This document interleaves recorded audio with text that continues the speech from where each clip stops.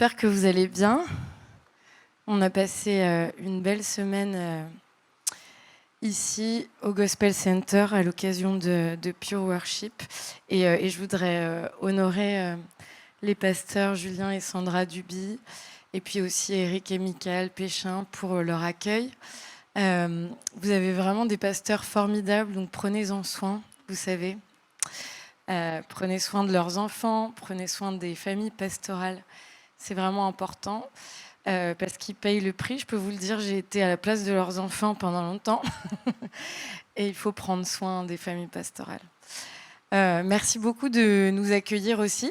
Je veux honorer mon mari qui est le chef de notre foyer et qui est moins bavard que moi, mais qui prie pour moi et sans qui je ne pourrais pas faire grand-chose, à vrai dire. Donc merci Naël. Aussi, tu peux faire coucou pour que les gens te voient.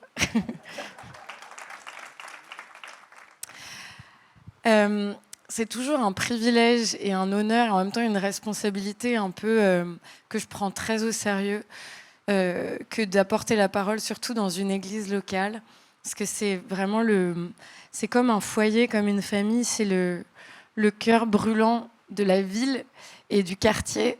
Et en fait, on ne peut pas relâcher et dire n'importe quoi. Enfin, c'est pas qu'en général, on peut dire n'importe quoi. Mais je pense qu'il y a un poids qui est vraiment important. Et quand je demandais au Seigneur de quoi je devais bien parler ce soir, c'est toujours la question, parce que moi, je suis bavarde, j'ai plein d'histoires à raconter. Mais mes histoires et mes bonnes idées, on s'en fiche pas mal. C'est plutôt, même si je ne vous connais pas et que c'est la première fois que je passe du temps dans cette église locale, c'est Seigneur, qu'est-ce que tu veux dire au Gospel Center Annecy? Qu'est-ce que tu veux dire aux gens qui seront là samedi soir, ce soir? Et j'ai décidé, avec l'aide du Saint-Esprit, de vous parler de ce que j'aime le plus au monde, c'est-à-dire, au-delà de la personne de Jésus, évidemment, mais la présence de Dieu. La présence de Dieu, c'est vraiment un de mes sujets favoris, parce que je me demande bien comment les gens font sans la présence de Dieu. On peut avoir la foi, on peut lire la Bible, on peut regarder même des prédications et des trucs en ligne, on peut écouter de la musique chrétienne, il y a plein de choses qu'on peut faire en rapport avec Dieu. Mais sans la présence de Dieu, moi je ne sais pas comment les gens font. Je sais pas. J'ai essayé, ça n'a pas bien tourné.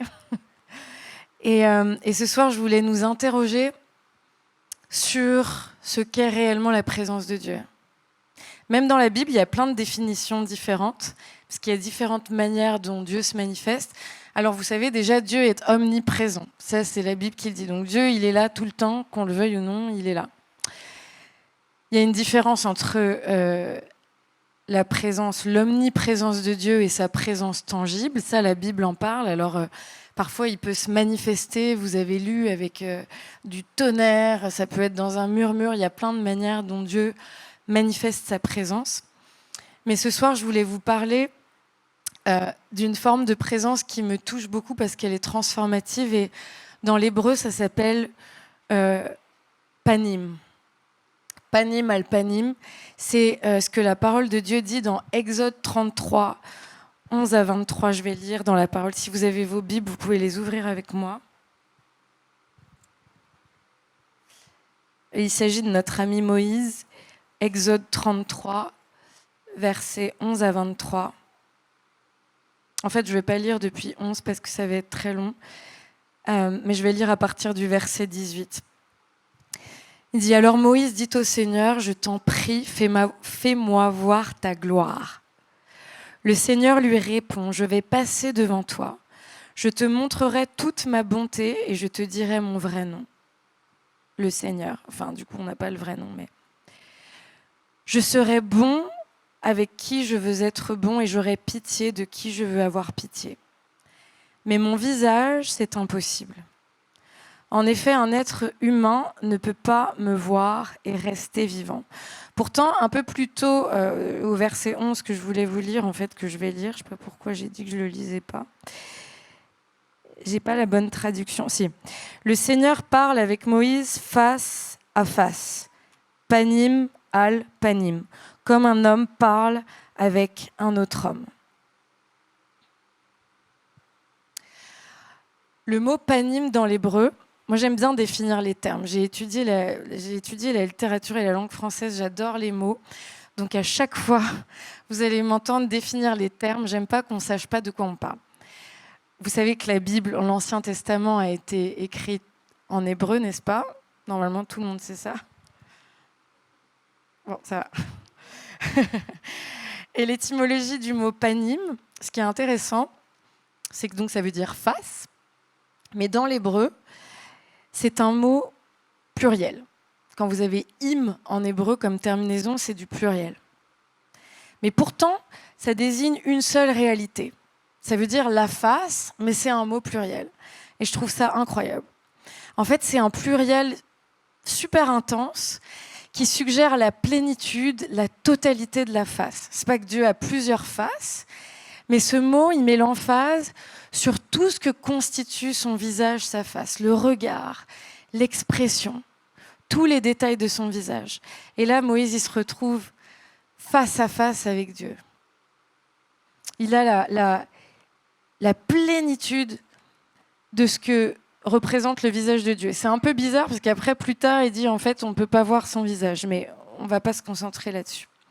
En fait, quand Dieu se révèle à nous, quand il est face à face avec nous, il ne cache rien. Il nous offre jamais une seule partie de sa face, c'est tout ou rien. Et ça, j'aime tellement ça avec Dieu. Ça, c'est pour le mot panim. Et puis, juste la racine du mot panim, c'est panar. Ça veut dire, c'est un verbe en hébreu qui veut dire se tourner vers, faire face à quelque chose ou à quelqu'un.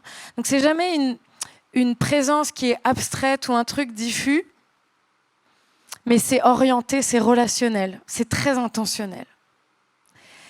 Alors, chercher le panim et la présence de Dieu dans cette expression de ce que veut dire la présence de Dieu, c'est pas chercher une atmosphère, mais c'est chercher un vis-à-vis. Alors attention, j'ai rien du tout contre l'atmosphère. Moi, j'adore l'atmosphère de la présence de Dieu. Dans l'hébreu, c'est le kavod, et c'est ce qu'il lui dit là dans la Bible. Ce qu'on vient de lire dans Exode, il lui dit « Je vais passer, Moïse ». Le Seigneur lui répond, il dit « Je vais passer ». Je vais être visible de dos. Et en fait, là, il parle du kavod, il parle de la gloire de Dieu. Vous savez, c'est ce qu'on expérimente là, comme on a expérimenté dans la louange tout à l'heure, comme on a expérimenté ce qui était à Pure Worship. Quand on sent la présence diffuse de Dieu, sa gloire qui normalement est écrasante, c'est ça que ça veut dire le kavod. Ça, c'est l'atmosphère. Moi, j'aime ça. Mais le panim, c'est pas pareil. Là, dans la Bible, Dieu, il lui dit, mais si le panim, le vrai face-à-face, mon visage, si je te le montre, tu meurs. Parce que Dieu est trop saint, il n'y avait pas encore eu Jésus, et à cause de la sainteté de Dieu, on ne pouvait pas se retrouver face-à-face avec cette lumière, sinon on mourrait sur place. Donc la différence entre vous me suivez toujours? Sinon que quelqu'un crie, lève la main, dit on ne comprend rien. Ça va? La différence entre le kavod, donc cette présence, cette atmosphère diffuse qu'on aime tellement, et le panim de Dieu, c'est qu'à la place d'une expérience qui n'est pas mauvaise de l'atmosphère, on va aller chercher un vis-à-vis. Le panim, il va nous demander à ce qu'on s'approche de Dieu. Pas qu'on soit juste là dans sa présence, mais qu'on aille face à face. Et c'est pas la même chose, vous allez voir pourquoi. Quand on se retrouve en vis-à-vis avec quelqu'un, si vous vous retrouvez en vis-à-vis avec quelqu'un, vous allez vous retrouver les yeux dans les yeux. Et c'est comme un miroir. Et ce miroir, il te dit quelque chose, il te regarde en retour. T'es pas juste là à subir le truc. Vous avez déjà fait le jeu où on regarde les gens très très longtemps dans les yeux? Enfin, le jeu, c'est pas qu'un jeu, mais parfois quand on est petit, on fait ça, savoir qui est-ce qui va tenir le plus longtemps. C'est hyper perturbant, non? Il y a un moment où, il se passe des choses. Il y a un échange, il y a un vis-à-vis.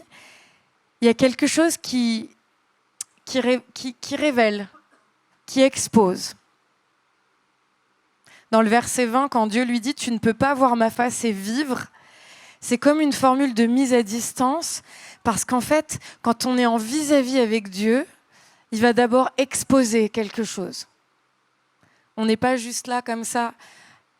On se retrouve exposé.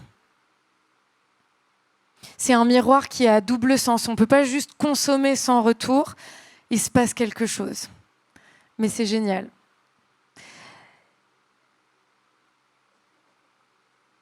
C'est pas une expérience qui nous valorise en premier lieu, mais c'est une expérience qui nous expose. C'est un miroir à double sens.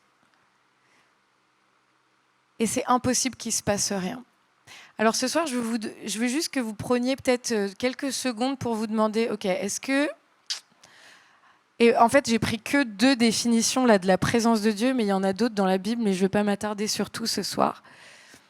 En fait, quand je suis à la recherche et à la quête de la présence de Dieu, qu'est-ce que je viens chercher ? Moi, j'en vois parce que je voyage beaucoup, je suis dans beaucoup de réunions, de conférences. Il y en a, c'est toujours les mêmes dans les conférences de guérison ou de réveil. On les voit à toutes les conférences, ils viennent chercher les miracles. En fait, ils viennent chercher... Je dis pas que c'est pas bien, hein, mais il y en a qui viennent chercher que ça. Je les vois tout le temps, c'est les mêmes. Faites attention, je vous ai repéré. Non, je rigole. Il n'y en a pas ici, ça va. Est-ce qu'on peut juste prendre 10 secondes là pour se dire, ok, quand je viens dans la présence de Dieu, qu'est-ce que je viens chercher ?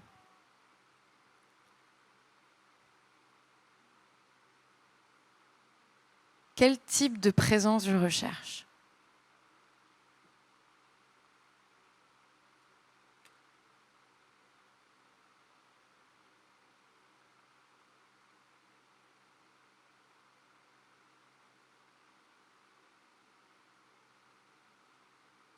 Vous avez votre réponse pour vous-même, sans doute, ce soir. Moi, je sais que pendant un moment, j'avais un peu moins envie de travailler sur moi-même.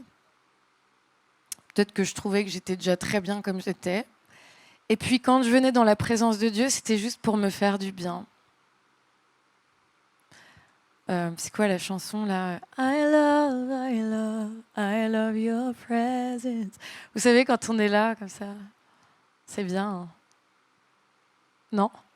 Il y en a qui me regardent et disent qu'est-ce qu'elle raconte ? Vous avez jamais vécu ça, ce truc de juste... Moi, je venais chercher que ça dans la présence de Dieu pendant très longtemps. Je disais, mais Dieu est bon.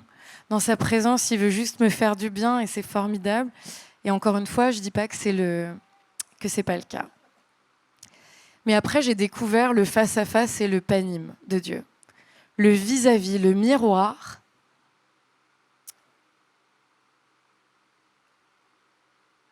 Et là, c'est pas la même chose parce que d'un seul coup, ça expose ce qui va pas en moi. Ça met en lumière ce qui n'est pas sain, ce qui n'est pas pur. Ça met en lumière ce qui doit être corrigé, ce qui doit être transformé. Et ça, c'est une recherche qui doit être intentionnelle. Moïse, on l'a vu, il a dit « Fais-moi voir ta gloire. Je veux voir ta bonté, je veux voir ton visage. » Et ce soir, je voulais vous inviter, c'est une invitation, c'est pas une critique, c'est une invitation pour moi-même à m'en rappeler également. Mais j'ai relevé dans la parole de Dieu 4 produits de cette quête du panime, de cette quête du face-à-face. Et vraiment, je veux vous inviter à poursuivre ça dans votre vie, parce que je vous assure que ça change tout. C'est comme quand on se marie, pour ceux qui sont mariés. Moi, ça fait pas très longtemps, hein, donc je fais pas la maline, parce qu'avant, quand les gens disaient « mais tu verras, quand tu seras marié, tu devras travailler sur toi et tout », je comprenais pas trop. Et là, ça fait 2 ans bientôt que je suis mariée. Et je le disais, je crois, à Pure Worship cette semaine, et tout à coup, il y a des parties de moi et des parties de mon caractère que je croyais très, très, très, très chouettes. Je croyais que j'étais une fille super patiente, qui s'énervait pas facilement. Et puis, je me suis mariée.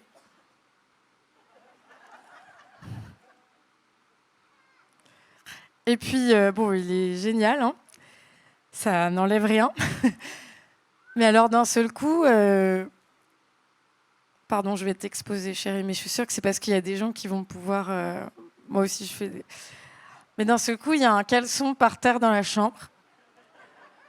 Et là, je me rends compte que finalement, je suis plus très patiente et que je m'énerve assez vite. Moi qui croyais que j'étais super chill et une fille super... Non, moi, je m'énerve pas. Et là, d'un coup... Ouais. Et pour ceux qui sont mariés, vous comprenez ce genre de miroir. Ceux qui ne le sont pas encore, vous verrez. C'est tout un processus, mais c'est génial. Parce qu'en fait, ça nous pousse à devenir meilleurs. Et même si vous n'êtes pas marié, vous pouvez vivre ce face-à-face avec Dieu. Et la première chose que ça crée, ce face-à-face avec Dieu, c'est la transformation visible.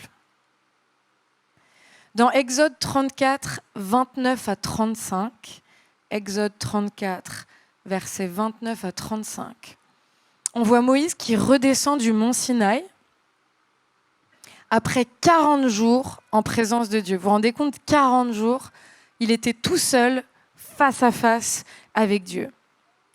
Et vous savez ce que le texte dit? Je ne sais pas si vous vous souvenez de ce texte. Moïse descend de la montagne et la Bible dit que sa peau rayonne. Ça veut dire que sa peau, elle brille. C'est très bizarre. Enfin, moi, j'ai vu ça que dans... Enfin, non, je ne veux pas dire ça, c'est pas bien. Il y a un moment, je regardais encore des films de vampires, je confesse. Je regardais Twilight, j'aimais bien. Et il y avait les vampires, là, quand ils étaient sous le soleil, leur peau, c'est très bizarre. C'est un truc étrange. Non, vous n'avez pas vu, mais tant mieux que vous n'ayez pas regardé. Ne regardez pas ça. J'ai changé depuis, je ne regarde plus ça. Mais c'est très bizarre. Vous voyez, si quelqu'un arrive comme ça devant vous, et c'est comme s'il a des paillettes partout sur le visage. Et en fait, c'est comme si, à travers ce face-à-face avec Dieu, la transformation, elle n'est pas seulement intérieure, elle est visible, là, elle est carrément sur son visage. Et c'est comme si Dieu le met à part automatiquement. En fait, ces 40 jours face-à-face avec Dieu, ça le met à part, la transformation, elle est visible. Vous savez, parfois, dans nos vies, c'est comme si pour être consacré, on essaie de mettre en place une tonne de choses. On essaie comme de forcer le truc. Je ne sais pas si vous avez fait ça déjà. On dit alors je veux me mettre à part, je veux être consacré, donc je vais faire un planning, je vais faire ça, je vais arrêter de faire ça. Et en fait, je veux vous inviter à faire comme Moïse. C'est pas la peine de vous prendre la tête. Ce soir, il y a un message pour toi. Tu sais, pour être mise à part automatiquement, tu as besoin d'un face-à-face avec Dieu. Pas juste de faire du soaking dans sa présence, mais tu as besoin d'y aller front contre front et d'être face-à-face avec Dieu. Et je t'assure que la transformation, elle va être visible. Vous savez, le texte dit aussi que Moïse, il ne savait pas. Hein. Il n'avait pas du tout conscience que son visage avait été transformé, que son visage était tout rayonnant. Il n'en avait pas du tout conscience. Et vous savez ce qui s'est passé ? Quand il est descendu et qu'il est retourné voir le peuple, même Aaron, qui était quand même un mec, je veux dire, c'était un homme de Dieu. Aaron, il a eu peur. Ils ont tous flippé quand ils ont vu le visage de Moïse rayonnant. C'est comme si ça l'avait même distingué du reste du peuple, son face-à-face avec Dieu. Il n'a pas mis en place 36 trucs, il est juste descendu, lui, il ne savait même pas que sa face brillait. Et là, tout à coup, les autres sont là. Oula! Si tu veux que Dieu te mette à part, si tu veux être transformé visiblement, va chercher le panim al panim. Pas seulement le soaking dans la présence de Dieu, mais le face-à-face. Ce soir, je vais beaucoup parler de mon mari. Mon mari, je l'ai connu avant qu'il se convertisse et après qu'il se convertisse. Et vous savez ce que... Moi, je l'ai vu, mais c'est même pas que moi. Ce que les gens disent de lui, ses meilleurs amis et tout. Il y avait un avant-après, mais physique. Physiquement, bien sûr, spirituellement, etc., c'était plus la même personne. Mais physiquement, c'était pas la même personne. Le visage a changé, à tel point que je me rappelle les premières fois qu'il est allé, je sais pas, voir des copains et tout, ils ont dit « Mais qu'est-ce que t'as fait ? Qu'est-ce qui s'est passé cette nuit ?» Il y a une transformation physique même que Dieu opère quand il te travaille et que tu es face à face avec lui.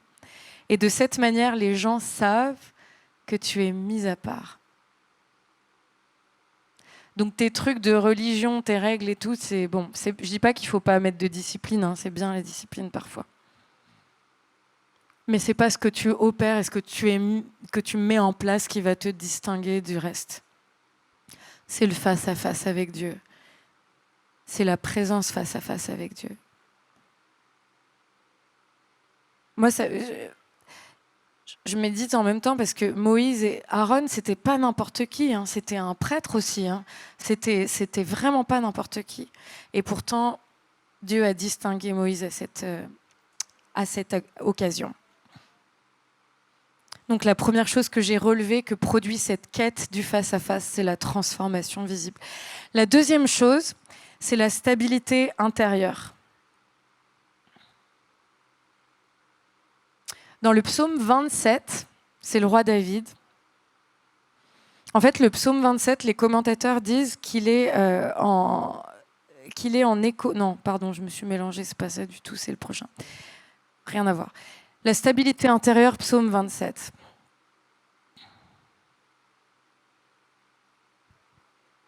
Je suis désolée, je me suis perdue dans mes notes. Pour ça, je demande à Dieu de réussir à tout retenir par cœur. Comme ça, j'ai plus besoin de notes. On ne sait jamais. Hein. Si, c'est ça que je voulais vous dire. La stabilité intérieure, psaume 27. Le psaume 27, c'est une réponse de David, c'est la prière de David dans la situation qui est décrite dans 1 Samuel 2. En fait, David, il est en danger.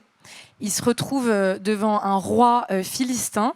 Et en fait, ce qu'il fait, moi ça me fait rire ce truc, ce qu'il fait pour se sortir de la situation, c'est qu'il fait comme s'il était cinglé. Donc imaginez David qui commence à faire des trucs comme s'il est complètement en maboule pour que le roi dise bon allez c'est bon, va-t'en. Et imaginez, c'est quand même, on parle du roi David quoi, donc c'est un peu la honte. Le mec il se met à faire je sais pas trop ce qu'il fait pour passer pour cingler. Et donc pour lui, c'est une énorme défaite, il se sent un peu ridiculisé, quoi. Et surtout en face de son ennemi. Et en fait, dans le psaume 27, ça parle de toute la menace qui l'entoure et des méchants qui s'avancent contre lui. Mais vous savez ce que le roi David dit ? J'aime trop le roi David parce qu'il a tout compris. C'est là qu'il dit « Je demande à l'Éternel une seule chose ». Que je cherche, habiter dans la maison de l'Éternel tous les jours de ma vie pour contempler la beauté de l'Éternel. Vous connaissez tous ce passage. Et plus loin, au verset 8, on a le panim encore. Il dit « Ta face éternelle, je la cherche. Panim al panim, je la cherche. » Alors, ça veut dire qu'au milieu d'une liste de menaces, il était tout le temps en galère. Les gens, il avait que des galères, David. Il avait tellement d'ennemis. Des menaces réelles, multiples, tout le temps. Sa réponse, ce n'est pas une liste de solutions.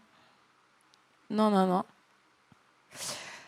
En réponse à son anxiété, il était vraiment anxieux. Qu'est-ce qu'il dit ?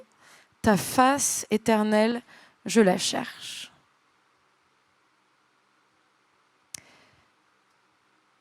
Vous savez, je dis pas, attention, je suis pas en train de dire que la dépression, ça n'existe pas. Il y a des maladies psychologiques, psychiatriques, et ça, je crois que voilà, on a besoin de thérapeutes, tout ça. Je remets pas du tout ça en question. Mais je crois aussi que l'anxiété qui est produite par la peur dans nos vies, c'est quelque chose qui peut être réglé par la présence de Dieu, mais encore une fois, pas n'importe quelle présence de Dieu, le face-à-face avec Dieu, comme David le décrit. Quand les choses de ta vie commencent à s'amonceler, que tu n'as plus de quoi payer tes dettes, que ton enfant part en vrille, que ton mari t'a trompé, que je ne sais pas quoi, c'est pas parce qu'on est... Bon, vous, peut-être, vous n'avez pas de problème dans la vie. Moi, j'ai des problèmes, parfois. Et j'entends toutes sortes de situations de chrétiens, des histoires pas possibles. On a une communauté, j'ai jamais entendu... Je me dis, c'est pas possible... C'est pas possible que les chrétiens vivent des choses pareilles, mais si, en fait, bienvenue sur Terre. La réponse à la peur et à l'anxiété, c'est cette particularité de la présence de Dieu, le face-à-face avec Dieu. C'est d'aller chercher le face-à-face avec Dieu et tu vas voir, tu vas trouver la stabilité intérieure. En fait, tout ce que je vous dis, c'est pas juste parce que je l'ai trouvé dans la Bible, hein, c'est parce que je l'ai expérimenté dans ma vie. Il y a des moments où ça secoue tellement que je suis là, ok. Alors moi, en plus, j'aime bien trouver des solutions aux problèmes, donc je vais faire des listes, des stratégies, etc. Franchement, laissez tomber. Parce qu'en fait, si vous n'avez pas cette stabilité intérieure, vous pourrez faire toutes les listes de solutions que vous voulez. L'ennemi, il va venir et puis il va encore souffler encore plus fort, donner des coups de pied encore plus forts et y aller encore plus fort. Mais la stabilité intérieure, les amis, on ne peut la trouver que dans la présence de Dieu, en face à face avec Dieu. Moi, je ne crois pas à autre chose. On peut me raconter tout ce qu'on veut. Pour moi, c'est la solution. Et le roi David, il avait tellement compris ça. C'est pour ça qu'il avait cette relation particulière avec Dieu. Il réglait tous ses problèmes dans la présence de Dieu, en face à face, en lui disant « Mais où tu es ? Où es-tu ? Tu m'as abandonné. » Et ça, c'est le face à face avec Dieu. C'est pas juste... c'est d'épancher son cœur devant Dieu, c'est être honnête. C'est de déverser son cœur et c'est dire là, moi je vous le dis, il y a eu une période de ma vie, c'est pour ça que je vous dis que c'est que des choses que j'ai déjà vécues, sinon j'ai relevé quatre conséquences, sinon je ne vais pas parler de trucs que j'ai jamais vécus. Il y a des moments où on est complètement déstabilisé. Je me rappelle, c'était une période où on reprenait des ministères à la suite de nos fondateurs et puis je vais encore parler de mon mari, décidément. Tu devrais venir plus souvent. On a vécu une période de tumulte, c'était horrible. On était dans une situation où on reprenait un ministère. Et là, mes beaux-parents, en tout cas le beau-père et la mère de mon mari, à l'époque on était encore fiancés, décèdent à 1 an d'écart. Et puis du coup, lui, il est en colère contre Dieu. Donc il me dit, écoute, là, je ne peux pas servir, en fait. Là, c'est bon. Mais moi, j'aime cette honnêteté avec Dieu. Mais du coup, je me retrouve là, ok, on est juste fiancés, on n'est même pas encore mariés. Et puis, mon partenaire de ministère, un couple avec qui on travaille depuis des années et des années, il se retrouve d'un seul coup fauché par une maladie. Mais alors, aucun médecin est capable d'expliquer ce que c'est. Il se retrouve à l'hôpital au bord de la mort. Sa femme, elle est complètement perdue. Il enchaîne, il a failli se faire amputer d'un bras, il perd une valve au cœur et puis après il fait un... Comment on appelle ça Ouais, c'est ça. Mais je ne vous parle pas de quelqu'un de 80 ans, hein. Je vous parle de quelqu'un qui n'a même pas 35 ans. Et là, je me retrouve toute seule à devoir gérer le ministère, parce que mon mari est en dépression, mon partenaire de ministère est à l'hôpital, sa femme est en train de prier et de dire à Dieu, écoute, est-ce que tu vas me l'enlever ? Est-ce qu'on n'aura jamais d'enfant ? Et là, tu te retrouves face à tes ennemis qui disent, ah, vous voyez votre truc là ? En fait, vous n'avez pas du tout la faveur de Dieu avec vous. Si vous étiez appelé au ministère, si vous aviez l'onction, si vous aviez vraiment la faveur de Dieu avec vous, alors vous ne seriez pas dans cette situation. Et puis là, je me dis, il me reste que le face-à-face avec toi, il me reste que ce type de présence-là, Seigneur. Ça veut dire que je suis énervée contre toi. Et puis je vous le dis, j'allais comme ça servir, j'allais conduire la louange à la maison de prière. Et puis je disais, je suis énervée contre toi, je comprends pas. Mais tu sais quoi, tous les dimanches, je vais chanter que tu es bon, parce que c'est ce que ta parole dit. Mais là, franchement, je suis énervée contre toi. Qu'est-ce que tu me fais ? Qu'est-ce que tu nous fais, quoi ? Et après ces moments-là d'adoration où vraiment c'est face à face, je retrouvais la stabilité intérieure. Je pouvais confronter, je pouvais assumer la critique, je pouvais assumer les attaques en restant droit dans mes pompes et dire allez-y, balancez les pierres, moi je sais, j'ai été en face à face. Ça, tu peux pas le faire si t'es pas en face à face avec Dieu. Si t'es pas dans ce type de présence-là, tu peux pas. Je te le dis, tu peux pas. La troisième chose, c'est l'assurance. Ça va un petit peu avec, vous me direz. Le psaume 34, 6 dit ils ont regardé vers lui et ils sont devenus radieux et leurs faces ne seront pas couvertes de honte. Au-delà de cette stabilité, il y a une assurance quand tu es vraiment dans ton face à face avec Dieu. Ça veut dire que même si tu as péché dans ta vie, on est tous pécheurs, hein, on est bien d'accord, et que tu as commis des erreurs, parce que là, je parlais de juste avant de la stabilité quand on nous attaque gratuitement ou face aux problèmes de la vie. Mais il y a des problèmes, parfois il y a des moments où on se plante, où on commet des erreurs, où on tombe dans le péché. Et l'ennemi, il aime bien venir nous secouer un peu pour qu'on n'ait plus d'assurance. Dans la présence en face à face avec Dieu, c'est là que tu retrouves ton assurance. C'est ça ce que ce verset dit. Note le psaume 34,6. Si en ce moment tu doutes parce que tu as manqué la cible et que tu as péché, le Seigneur dit, la Bible dit, ils ont regardé vers lui et ils sont devenus radieux. Ils étaient face à face et leurs faces, panim al panim, ne seront pas couvertes de honte. Parce que là, dans ce face à face, il rachète ta honte et il te redonne l'assurance. Cet alignement que malgré tes erreurs, tu te retrouves dans une posture qui est différente. Oui, j'ai commis une erreur, mais là, je suis allée face à face avec Dieu et j'ai cette assurance de me tenir. J'ai été rachetée, j'ai plus la culpabilité qui vient secouer comme ça ma vie sans arrêt. Moi, je l'ai vécu aussi une fois, je vous partage des trucs cœur à cœur parce que je me rappelle, j'avais fait une grosse boulette. Et je devais aller conduire la louange quelques jours après. Et vraiment, j'avais honte. Je me disais, mais je suis pas du tout... je suis pas digne. Enfin, personne n'est digne, de toute façon, ça tombe bien. Mais là, je suis vraiment indigne de mon mandat et je suis indigne d'aller conduire la louange et prétendre pointer les gens vers Jésus ce jour-là. Et j'ai eu besoin de ce genre de présence, d'un face-à-face avec Dieu. Ça te réaligne, ça te redonne l'assurance. Ça t'enlève la honte. Toutes choses anciennes sont passées. Mais en fait, si tu vis pas ces face-à-face-là avec Dieu, tu sais, tu vas toujours dire oui, le Seigneur m'a pardonné, ça va mieux, machin. Et puis en fait, la culpabilité, elle revient sans arrêt. Moi, j'entends des gens, ils me racontent toujours les mêmes histoires. Je dis, mais attends, ça fait 5 ans que Dieu t'a pardonné, on va pas remettre le truc. Mais en fait, il n'y a pas cette proximité. Il y a l'amour de la présence de Dieu, de l'atmosphère, mais il n'y a pas ces face-à-face-là qui rendent ton front dur et qui te disent non. Maintenant, j'ai l'assurance, j'ai l'autorité parce que je ne suis plus couvert de honte, parce que je me suis retrouvée face à face avec Dieu. Et puis la 4e chose que j'ai notée ce soir, c'est la restauration collective. Et ça, c'est pour vous aussi, Gospel Center Annecy.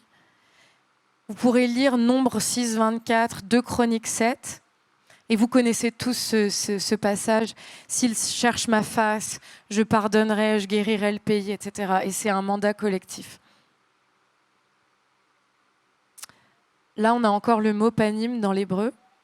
Et en fait, cette recherche face à face de Dieu, encore une fois, vous me suivez toujours ou pas ? Parce que parfois, moi, à la maison, j'ai l'habitude qu'il y ait des gens qui m'interrompent, qui me disent « Tu peux répéter tel truc ?» Et là, vous êtes hyper studieux. Donc, ça me perturbe. Le panim, là, c'est le même terme qui est utilisé. Il est lié à la guérison collective et pas seulement individuelle. Et il y a beaucoup d'églises et de communautés, j'ai remarqué, qui sont ensemble et qui se tiennent comme ça en face dans la présence de Dieu, mais qui ne vont pas chercher le face-à-face avec Dieu collectivement. Parce que le face-à-face avec Dieu collectivement, ça va exposer des choses aussi sur vous collectivement et pas que individuellement.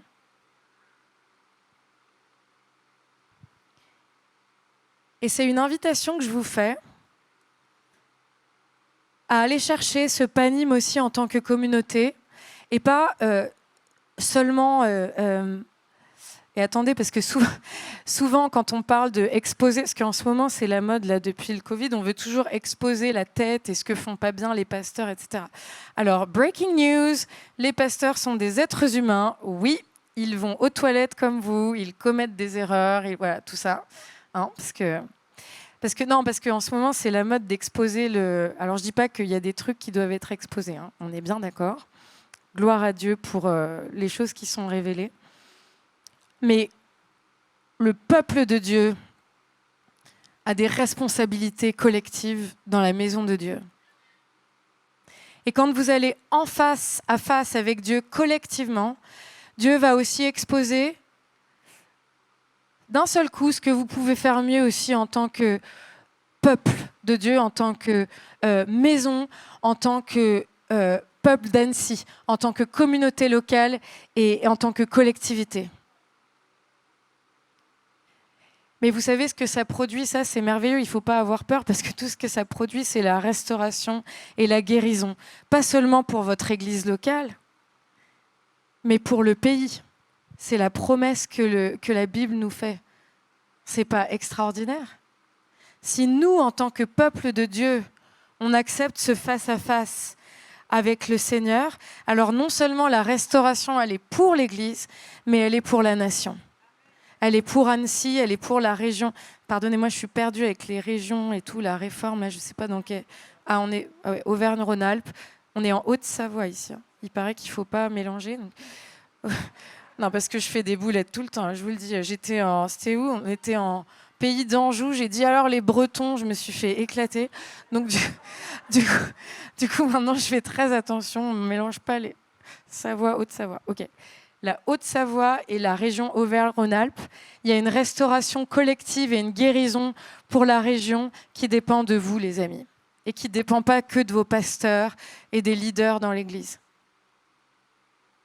Quand est-ce qu'on va voir des gens dans les églises locales qui se tiennent en groupe et qui n'ont pas forcément de manière institutionnelle, mais qui se disent oui, aujourd'hui on va se mettre en face à face avec Dieu, même là pendant la louange, j'allais dire le dimanche matin, le samedi soir, et dire là qu'est-ce qu'on peut faire de mieux? Seigneur, montre-nous, on va se mettre en face à face avec toi. Expose, Seigneur, ce qu'on peut faire de mieux pour notre église locale. Expose là où on se plante, au lieu de dire expose les leaders. Bah oui, vous inquiétez pas, Dieu, de toute façon, les leaders, ils vont toujours être exposés parce qu'ils ont plus de comptes à rendre que vous. Donc, vous inquiétez pas, ils ont des comptes à rendre à Dieu. Quand est-ce qu'on va voir ça? Samedi prochain? Bah non, mais même avant, vous avez des camps, des trucs. J'ai jamais vu une église avec autant d'activités, vous êtes bénis. Hein. Je ne sais pas où vous trouvez toute cette énergie. Ils me disent, on a un camp lundi, on vient de finir une semaine, moi je suis brûlée, je pars en vacances. Et ils me disent, c'est extraordinaire, extraordinaire. Vraiment, c'est une grâce particulière.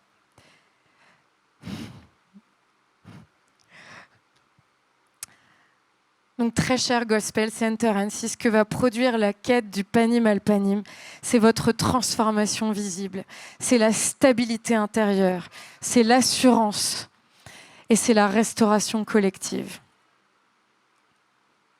Et puis, pour conclure ce message, je voudrais vous laisser avec un verset de la Nouvelle Alliance. C'est magnifique, magnifique, magnifique, parce que vous vous souvenez, dans Exode, Dieu disait « Mais peut-être je ne peux pas te montrer ma face parce que sinon tu meurs ».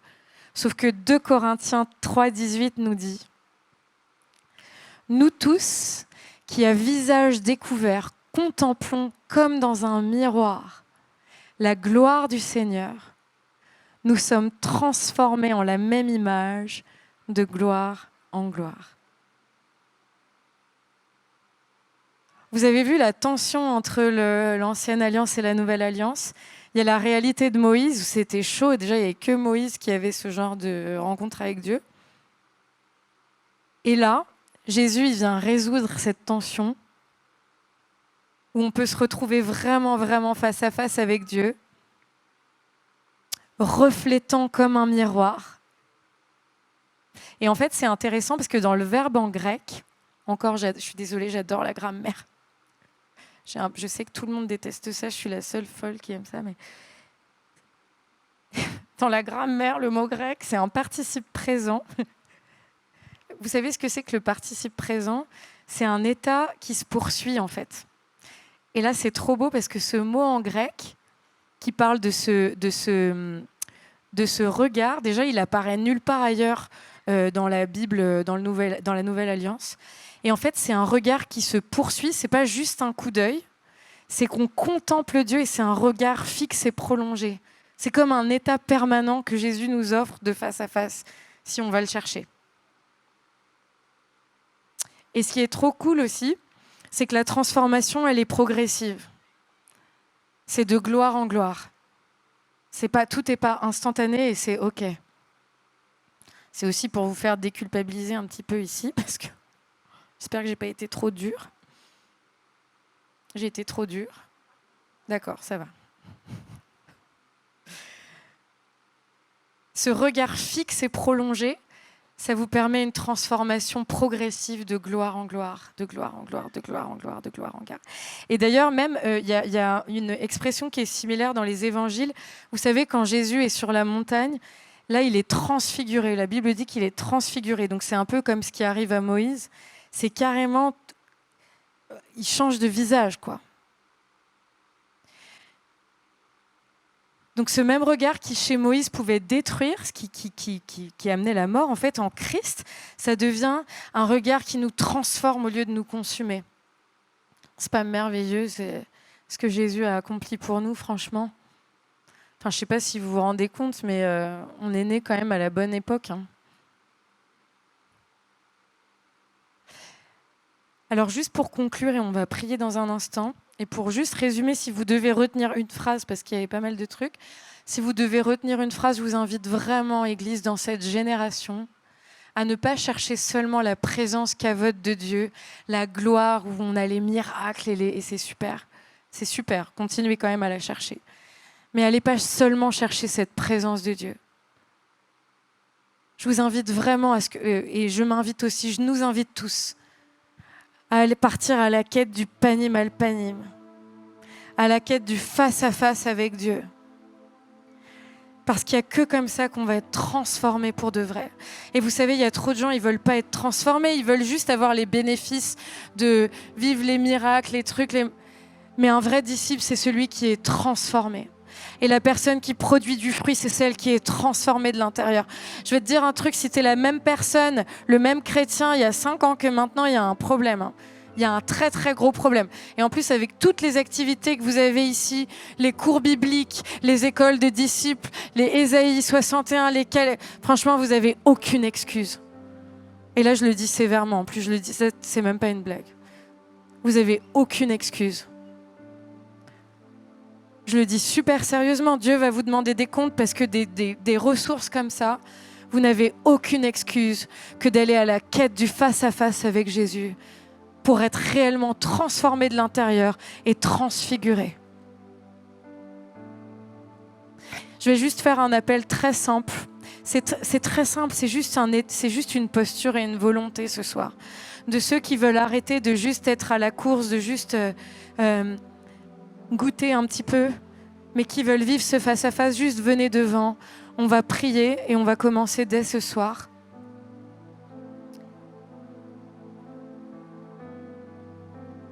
Ceux qui veulent retrouver la stabilité, ceux qui veulent être mis à part, ceux qui veulent retrouver l'assurance et la restauration dans ce face-à-face avec Dieu.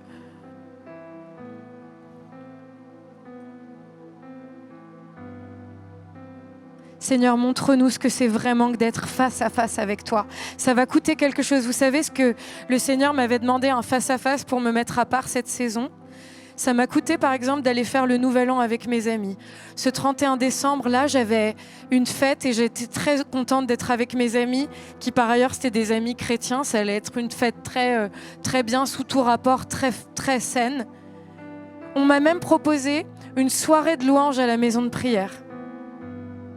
Et Jésus m'a dit non.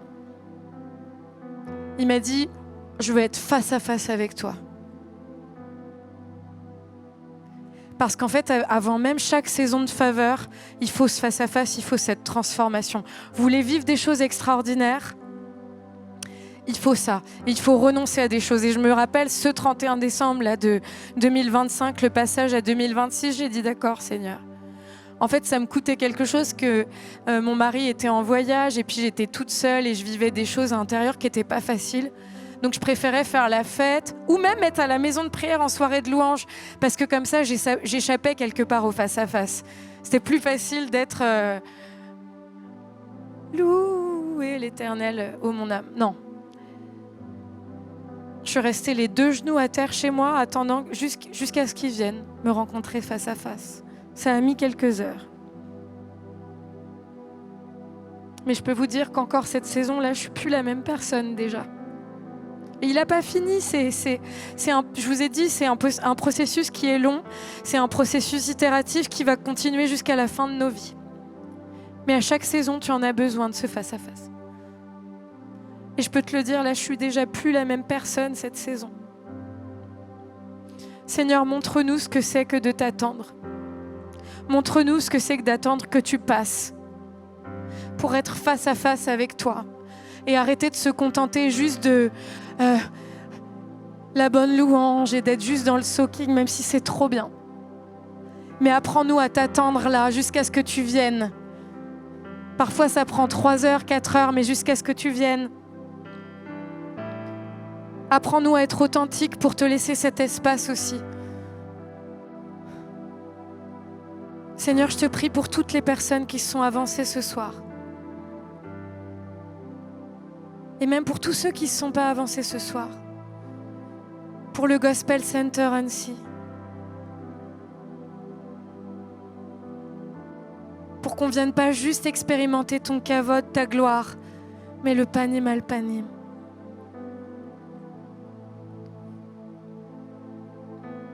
Viens nous enseigner ce type de présence qui va nous transfigurer, qui va nous changer à tout jamais.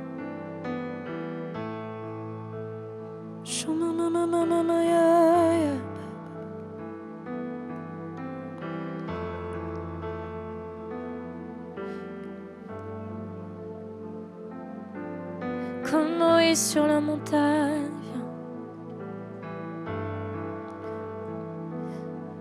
J'attendrai que tu passes comme Moïse sur la montagne. J'attendrai pour un face à face, pour un face à face, pour un face à face, pour un face à face, pour un face à face, pour un face à face. Pour un face à face, j'attendrai que tu passes.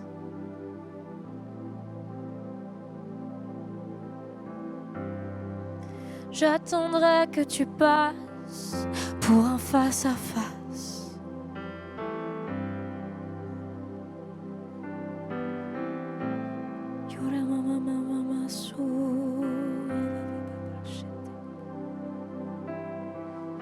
Pour un face à face,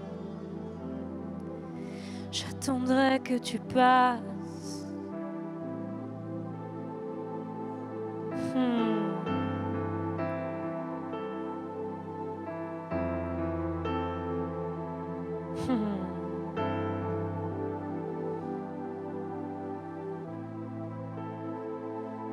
Pour ceux qui ont besoin de transformation ce soir, viens Seigneur. Viens et transforme de l'intérieur. Mets à part ce soir. Mets à part dans cette saison, Seigneur. Pour que même quand tes enfants passent dans les rues d'Annecy, les gens voient que quelque chose a changé.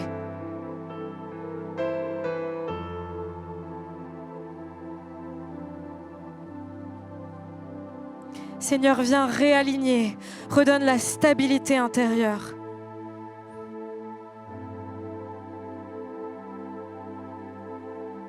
La peur, l'anxiété s'enfuit dans le face-à-face. Seigneur, viens donner l'assurance. La culpabilité s'en va.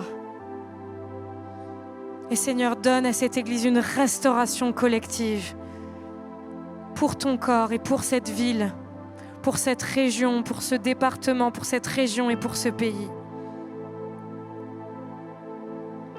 On va attendre que tu passes, Seigneur. On va attendre que tu passes dans cette saison. On va réclamer que tu passes. On va venir front contre front, Seigneur. On va être intentionnel. On va arrêter de juste attendre, Seigneur, d'ailleurs. On va venir intentionnellement. Et on va provoquer ta présence, Seigneur.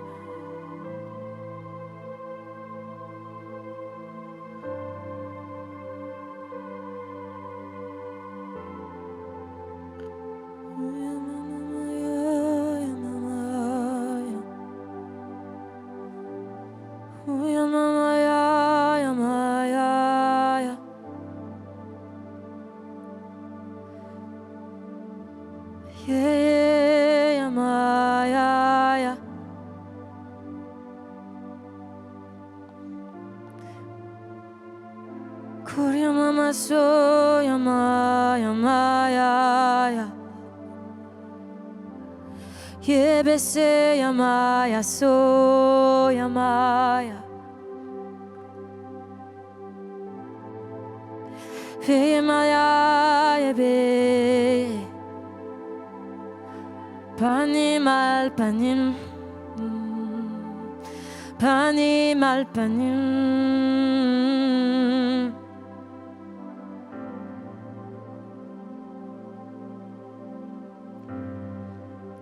Panim al panim Gospel Center Annecy Panim al panim Yo baba baba Shoria baba baso ya mama ye ye ye Yo yo ya yo ya maya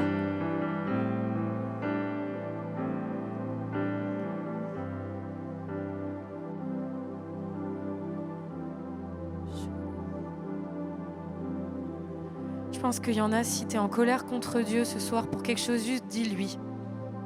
Tu sais, il peut tout entendre, c'est un bon père. Juste dis-lui ce soir, parce que pour certains, c'est ça qui va provoquer le face-à-face. C'est cette authenticité, pardon, c'est ce comportement vrai à l'égard de Dieu. Juste dis-lui ce que tu as sur le cœur ce soir. Même si lui, il sait lire entre les lignes, mais dis-lui, il aime la vérité. Il aime l'authenticité.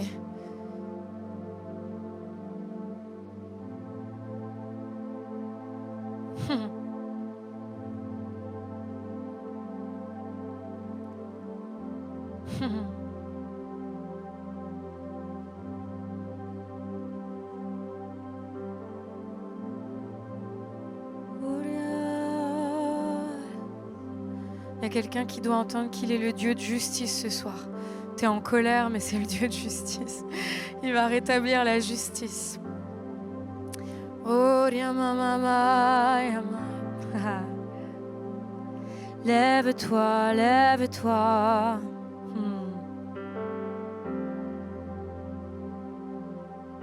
Depuis le début de ce temps aussi, j'ai dans mon esprit, je n'osais pas trop le dire, c'est délicat, mais j'ai dans mon esprit une femme, il y a ton mari qui t'a trompé.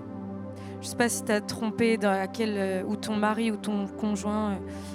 Enfin, je ne sais pas, il s'est passé un truc de l'ordre de l'infidélité.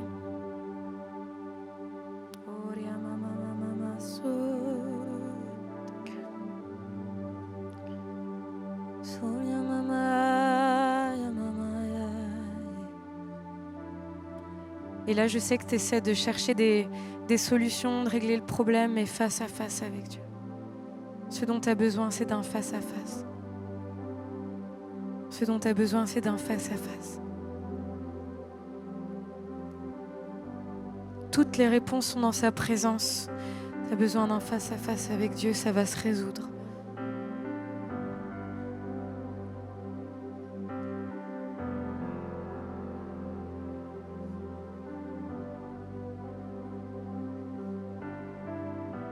Merci ce soir pour les victoires qui ont été remportées, Seigneur, même les plus silencieuses, même les plus intérieures. Merci, Seigneur, ce soir. Est-ce qu'on peut juste adorer Jésus ?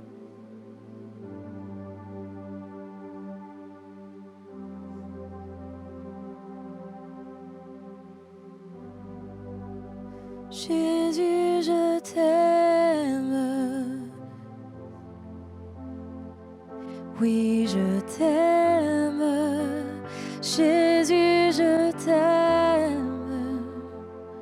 Oui, je t'aime. Jésus, je t'aime. Oui, je t'aime. Jésus, je t'aime. Oui, je t'aime. Jésus, je t'aime. Je t'aime. Jésus, je t'aime. Oui, je t'aime. Jésus, je t'aime. Oui, je t'aime. Jésus, je t'aime. Oui, je t'aime. Ton nom est comme du miel sur mes lèvres. Ton esprit qui rafraîchit mon âme. Ta parole est une lampe à mes pieds. Jésus, je t'aime. Oui, je t'aime. Ton nom est comme le miel sur mes ton esprit qui rafraîchit mon âme. Ta parole est une lampe à mes pieds. Jésus, je t'aime. Oui, je t'aime. Face à face. Face à face. Tu peux lui dire. Face à face. Face à face. C'est le cri de mon cœur. Face à face. Face à face, front contre front, marque-moi face à face. Face à face. Ton nom est comme le miel sur mes. Ton esprit comme de l'eau pour mon âme. Ta parole est une lampe à mes pieds. Jésus, je t'aime. Oui, je t'aime. Jésus, je t'aime. Oui, je t'aime. Jésus, je t'aime. Je t'aime. Je t'aime. Jésus, je t'aime. Dis-lui, dis-lui, dis-lui, dis-lui, dis-lui.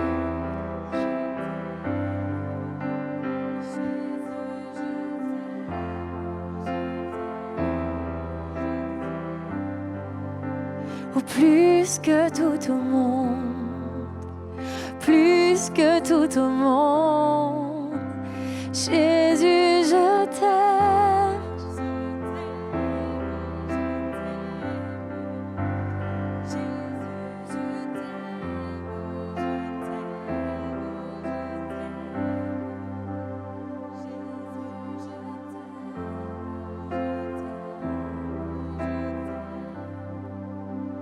Plus que tout au monde, plus que tout au monde.